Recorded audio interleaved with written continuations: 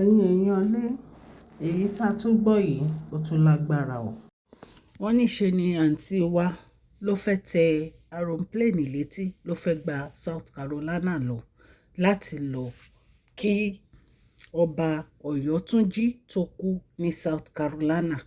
Àti mú gist wá láìpẹ́ yìí wípé ọba yìí kú at the age of 47 years old. Wọ́n ní kábíyèsí gbégbèsè pé Queen Naomi àti Dr. Lizzie kí wọ́n lọ ṣojú àwọn níbẹ̀ kan lọ rẹ àwọn fámílì ọba yìí lẹ́kún.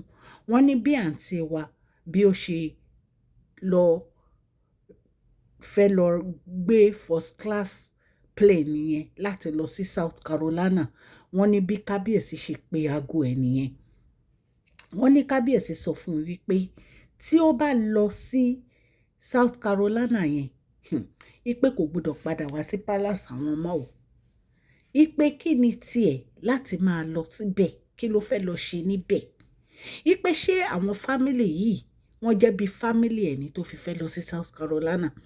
Wípé tó bá lọ síbẹ̀, ipe kò gbọdọ̀ wá sí palace àwọn ọmọ. Ṣé ẹ mọ̀ pé ọ̀rọ̀ ikú kábíyèsí Adéfúnmi yìí tí wọ́n pa ní Ọ̀yọ́túnjí village ní South Carolina yìí ó lọ́wọ́ nínú, wọ́n ń ṣe investigation. Àwọn ọlọ́pàá South Carolina wọ́n ń ṣe investigation lórí ọ̀rọ̀ yìí nítorí pé wọ́n ní obìnrin tí ó pa arábìnrin yìí, wọ́n ní ẹ̀gbọ́n wọn ni, wọ́n ní ó gún wọn láyà ni.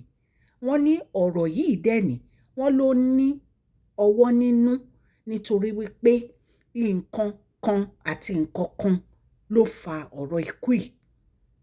So wọ́n ní wọ́n dẹ̀ ń ṣe investigation lórí ọ̀rọ̀ yìí.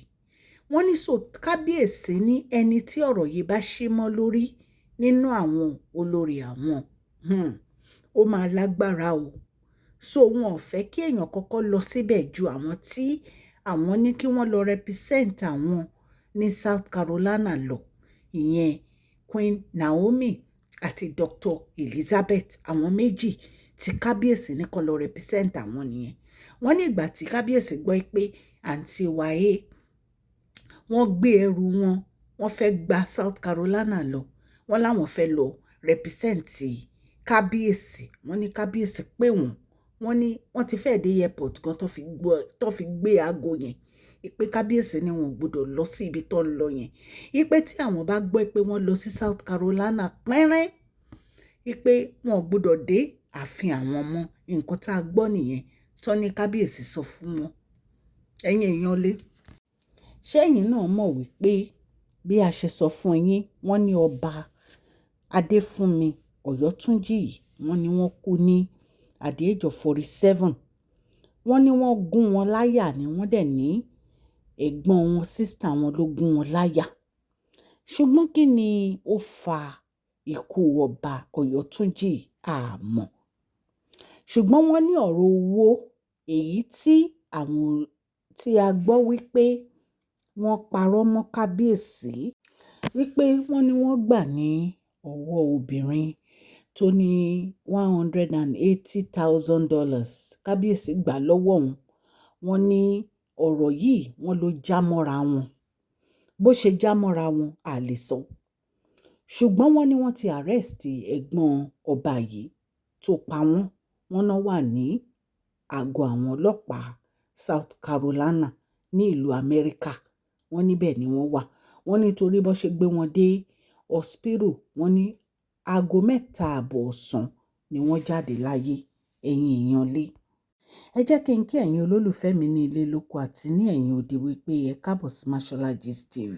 Mashola Gist TV ń kí yín. Mashola Gist TV ń kí yín.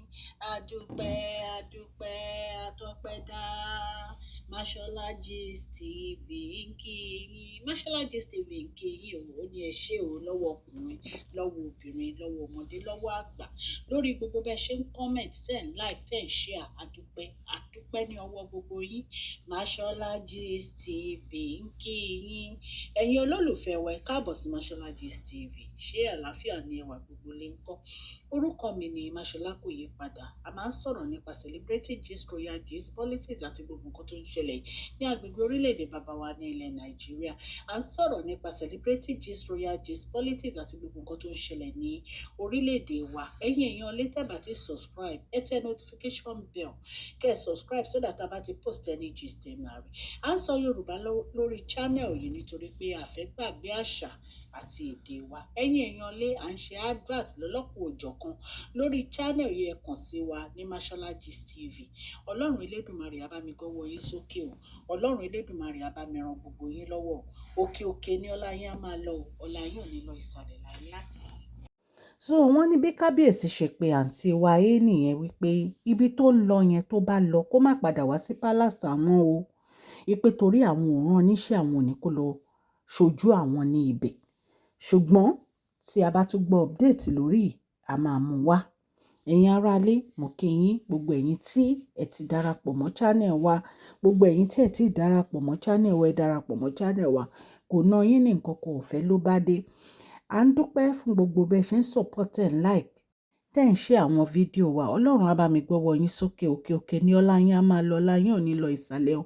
Ẹ má gbàgbé kẹ́ fún fídíò yìí ní thumbs up o. Please share this video, like and subscribe. God bless you all. Mashola Gist TV. Love you all.